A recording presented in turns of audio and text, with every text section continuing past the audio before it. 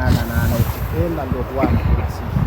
Bali nasaha maana yake katika sheria ya dini, nasaha ni pale unapomkosoa mtu kwa kumkusudia heri. Kwa hivyo ukimwona yuko kwenye njia unamkosoa, hapa sipo, ilikuwa vizuri hivi. Hiyo ndio nasaha. Huo ndio upendo wenyewe. Ndio definition ya nasaha. Ni upendo katika maelekezo au maelekezo yenye upendo. Kwa hivyo kwa mnasaba huu, kama tunavyokupendeni kwa huu mmoja wenu, pia tunakupendeni kwamba hii ilomkuta huyu ndugu yetu anakuwa kama mtu wa pili huyo au wa tatu anafariki, tunazika baada ya siku 9 kuendelea. Ndugu yetu huyu mpaka anapatikana tarehe 11 leo ni tarehe 23, na hatuna uhakika alikufa 10 au 9 au ngapi, hatuna uhakika kwa sababu mara ya mwisho kuonekana ilikuwa ni Ijumaa, ambayo ilikuwa tarehe ngapi? 7, sio? Nani anaijua kwamba alikufa Ijumaa hiyo hiyo? Nani anaijua kwamba alikufa Jumamosi ya tarehe 8? Kwa hivyo ikiwa alikufa Jumamosi, ameshakaa wiki 2. Si kwamba alikuwa amekosa watu wa kumstiri. Ona mlivyokuwa tayari kulipa.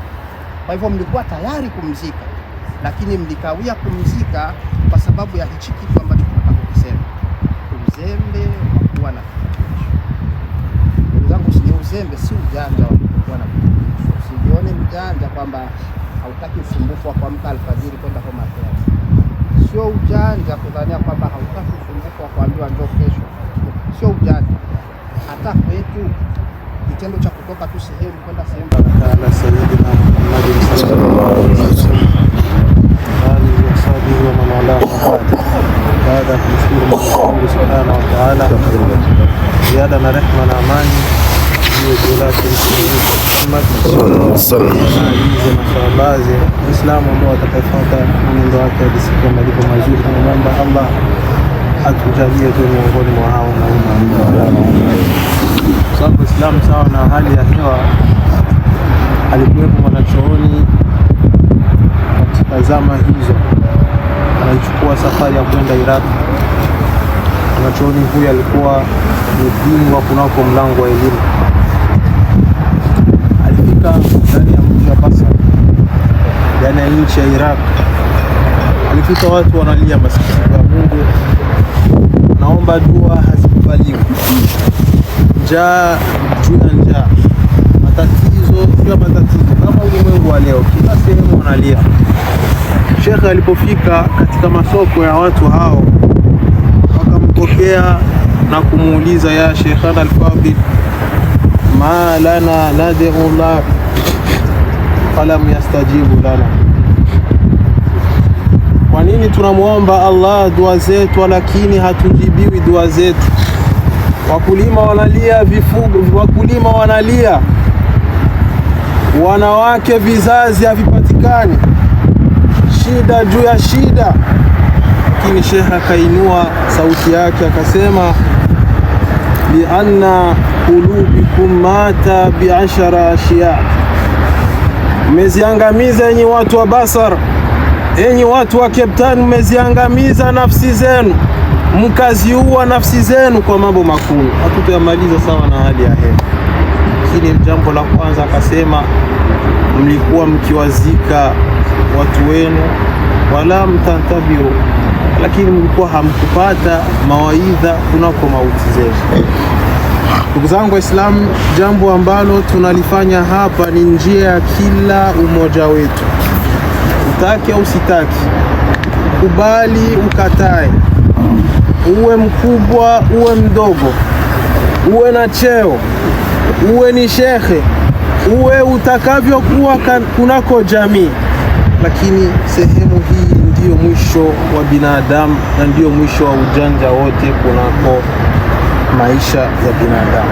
Ndugu zangu Waislamu, ndugu yetu pameandikwa 1985 amezaliwa katika mgongo wa ardhi, na leo mwaka 2026 ndio anaingia katika tumbo la ardhi. Masikitiko ni kwamba maisha atakayoishi hapa ndugu yetu huyo yatakuwa ni marefu zaidi kuliko maisha aliyoishi katika mgongo wa ardhi.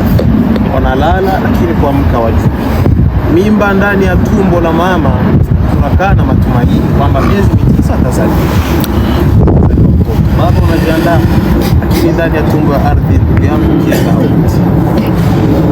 ukienda haurudi. Na kitu gani kitachokusaidia kunako katika jiza hili? Kuna imani potofu zinazozunguka mtandaoni, wanakwambia kaburini hakuna adhabu. Hakuna adhabu zaidi ya hii, ndugu yangu Muislamu. Hakuna adhabu ambaye alikuwa na vyake, alikuwa na familia yake. Leo tulikuwa ni ndugu zetu, tuko hapa, lakini anabaki hapa peke yake. Na kile ambacho kitachomsaidia tumuombee dua ni matendo aliyokuwa anatenda. Inna Allaha yukhatibu almu'minina bimuhkami tanzil, hakika Mwenyezi Mungu Subhanahu wa Ta'ala anawasemesha waumini ndani ya kitabu chake kitukufu. Anasema Allah, ya ayyuhalladhina amanu ittaqullaha waltanzur nafsun ma qaddamat lighad wattaqullaha inna Allaha khabiru bima ta'malun. Waumini Waislamu wa leo ndani ya mji wetu wa Cape Town, mcheni Allah tabaraka wa taala, thumma waltanzur nafsun, kisha ziandaeni nafsi zenu kwa ajili ya kesho. Ulama tafsir wanasema kwamba hili jambo Allah alikusudia ni kuandaa siku ya kiyama, na kiyama cha binadamu kinaanzia ndani ya kaburi yake. Binadamu anajua hapa kwenye nakwenda hapa wallahi ni pazuri, na hapa ambapo napokwenda si pazuri. Ndio maana Mtume sallallahu alayhi wasallama alikuwa akifika sehemu kama hizi, walilala ndugu zake, anawaambia muombeeni dua ndugu yenu, kwa sababu baadaye hapa anafuata na malaika. Ndio itikadi anafuata na malaika, wanakuja kumuuliza nani Mola wako, ni ipi dini yako, ni ipi kibla chako, Uislamu wako. Ikiwa kwamba wewe ulikuwa haukuweza kuyatengeneza haya, ni tabu juu ya tabu. Na ndugu zetu ndo hawa tumewalaza hapa makundi kwa makundi, na sisi tunafuatia. Lakini masikitiko ya Mungu, mwalimu alisema hapa, anasema kila binadamu hajui ataondoka vipi. Unaamka asubuhi afya kamilika, cheka na watu wako, familia yako, lakini haujui jioni itakuwa vipi. Unaamka asubuhi uko vizuri, lakini haujui kitachokupitwa ni kitu gani. Zawadi fa inna khaira zadi taqwa. Ndugu zangu, tuandae mema na zawadi ambazo zitakwenda kutusaidia hapa, na bila hivyo sio zaidi isipokuwa ni ucha Mungu. Ndugu katika imani, maisha ya kaburini ni maisha marefu sana. Maisha ya kaburini maisha upweke sana. Maisha ya kaburini maisha ya shida na balaa kwa yule ambaye hakumjua Mwenyezi Mungu Subhanahu wa Ta'ala. Leo ndugu yetu Bwana Mobeti alikuwa ni kijana, majina yetu tunaitana mtaani, lakini leo itabaki ni jina tu na kumuita marehemu fulani. Wanga alipita, watoto wamebaki mayatima, wanawake wetu wamebaki wajane, na hivyo kisi wewe itakuwa hivyo. Ndugu yetu leo ameitwa marehemu, jina lake litasaulika. Ndugu zangu Waislamu, kile ambacho kitachomfaa yeye ni yale matendo aliyotanguliza na dua zetu ambazo tutakazo kukumbuka. Waja Allah, kwa kumalizia, hii dunia tunapita, haina haja ya kukulana, haina haja ya kuchukiana, haina haja ya kulumbana, haina haja ya kufuatiliana kunako maisha. Tizama ndugu yetu, zaidi ya kitu gani uliona naondoka nacho zaidi ya pamba na kisanga iliyokuwa nyingi?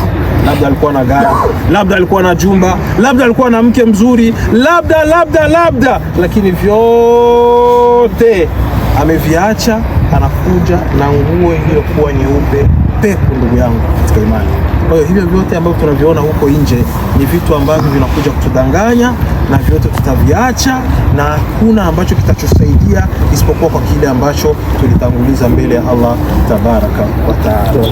Ndugu katika imani, mimi nikwamia hapa, tumuombe Mwenyezi Mungu Subhanahu wa Ta'ala ajalie yale ambayo tuliyozungumza tutibu sisi, na kwa nyie ambao mko mnatusikiliza, na tukumbuke ndugu yetu kwamba Kitachomfaa sasa kwa sasa ni matendo yake na dua zetu sisi.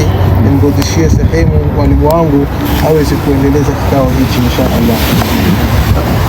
Waislamu, hali ya hewa mnaiona. Mtume alikuwa akishamaliza kama hivi, anawaambia watu istaghfiru li akhikum wa sallu lahu tathlita fa innahu alana yus'al, mtakieni msamaha ndugu yenu na mumuombee sabati katika maswali atakayokuja kuuliza. Sheikh amesema hapa muombeeni sabati asitetemeki. Hapa sasa hivi ni mepesi, tukijibizana mimi na wewe, dini yako nani? Muislamu. Dini wako nani?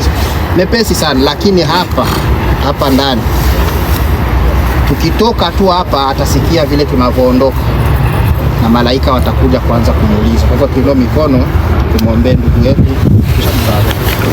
Bismillahirrahmanirrahim. Alhamdulillahi rabbil alamin wassalatu wassalamu ala khairil anbiya'i wa imamil mursalin nabiyina Muhammadin sallallahu alayhi wa alihi wa sahbihi wa sallam.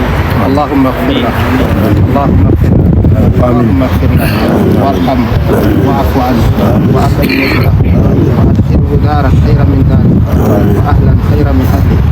اللهم أكرم نزله ووسع مدخله وغسله بالماء والثلج والبرد ونقه